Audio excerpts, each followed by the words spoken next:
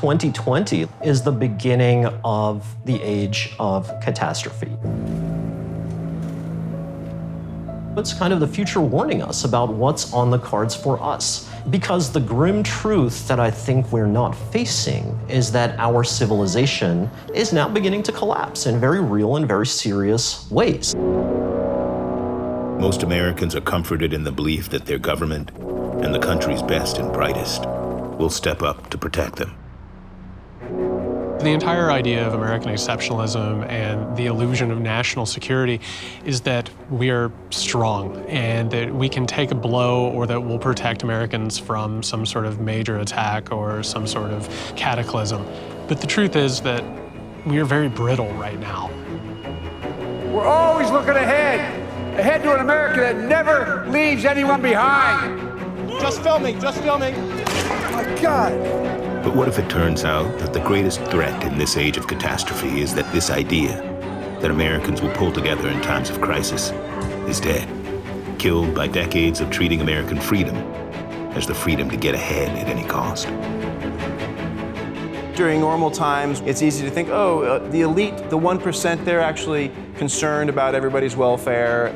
But then in that moment of crisis, when elites treat it as an opportunity for profiteering, rent-seeking, gouging from the public purse, that's the recipe for a failed state. As the U.S. economy ground to a halt and millions of Americans were put out of work, we witnessed how vulnerable our way of life really is. I think people are scared about two things. They're related.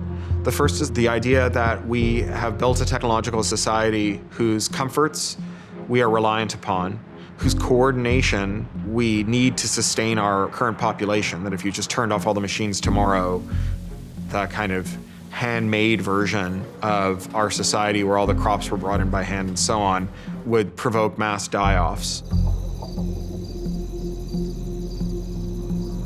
And the story we've been sold is part of the other fear, which is that our institutions are no longer trustworthy, that they have become not truth-seeking exercises, but rather auction houses in which people who are powerful and wealthy can buy a version of the truth that suits their parochial ends. In a world in which the Sacklers successfully convinced the FDA that opioids weren't dangerous and kickstarted an opioid epidemic that killed 200,000 Americans, more than died in Vietnam, and where the Sacklers themselves became richer than the Rockefellers, how do you trust an institution?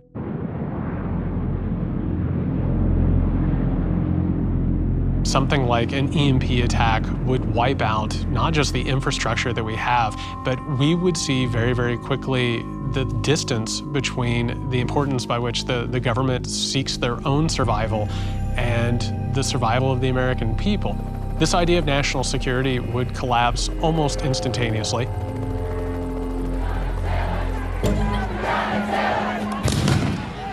But in the age of catastrophe, it doesn't really take an EMP to see what happens when the lights go out and our basic institutions start to fail us. We all just lived through 2020. So what happens when somebody now doesn't have a job, doesn't have the basic kind of access to resources that we take for granted in the rich world? You turn on the tap, water doesn't come out. You go to the store and there's not enough food.